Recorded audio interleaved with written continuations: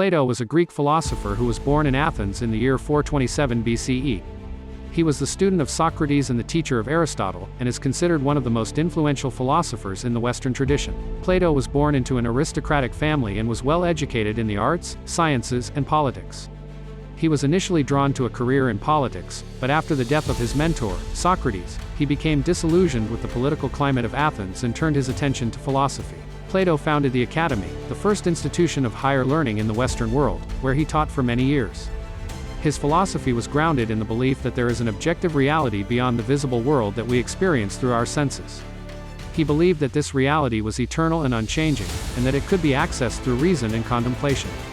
One of Plato's most famous contributions to philosophy was his theory of forms, which he described in his dialogue, The Republic. According to this theory, there are eternal, perfect forms of all things in the universe, including abstract concepts such as justice and beauty. These forms exist independently of the physical world and can be accessed through the mind. Plato's other major contributions to philosophy include his ideas on ethics and politics. He believed that the best society was one in which the ruling class was composed of philosopher kings, who were capable of grasping the eternal forms and using them to govern justly. Plato believed that the physical world we see around us is not the true reality, but rather a shadow or imitation of a higher, more perfect world. This higher world is the world of forms, also known as the world of ideas.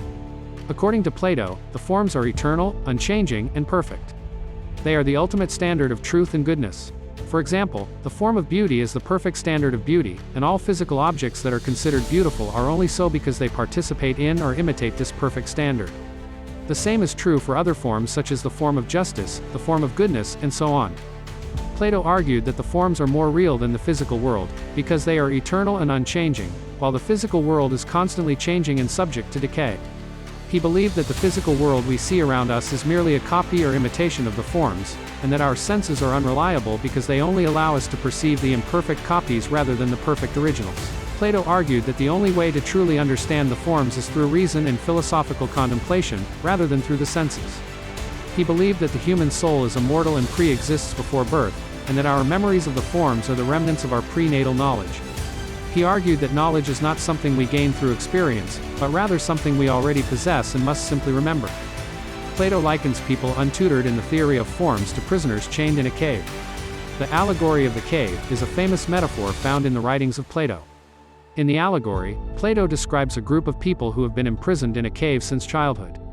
These people are chained in such a way that they can only look straight ahead and cannot move their heads. Behind them is a wall, and in front of them is a fire.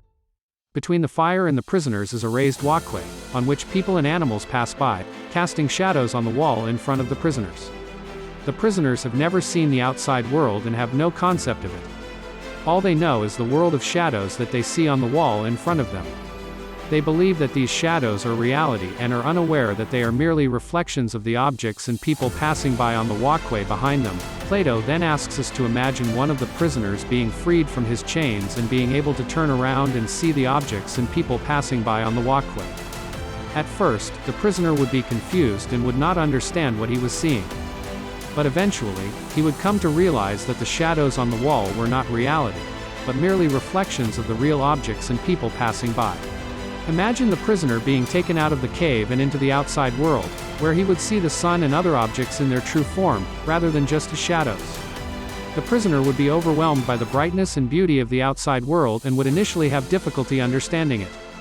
But eventually, he would come to realize that the outside world is the true reality and that the cave and its shadows were merely an illusion. Plato then uses this allegory to illustrate his belief that the world we see and experience through our senses is not the true reality, but only a shadow of the true reality that exists beyond our senses. He argues that the only way to access this true reality is through the use of reason and contemplation, rather than through the senses. The allegory of the cave has had a profound impact on Western philosophy and has been interpreted in many different ways. Some have seen it as a metaphor for the human condition, with the cave representing the limitations of our senses and the outside world representing the realm of eternal truths that can be accessed through reason.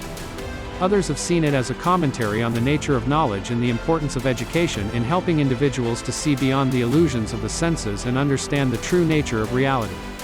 Whatever the interpretation, the allegory remains one of Plato's most enduring and influential works and continues to be studied and debated by philosophers to this day. Thanks for watching. Please like and subscribe to help us open your mind to the secrets of the universe.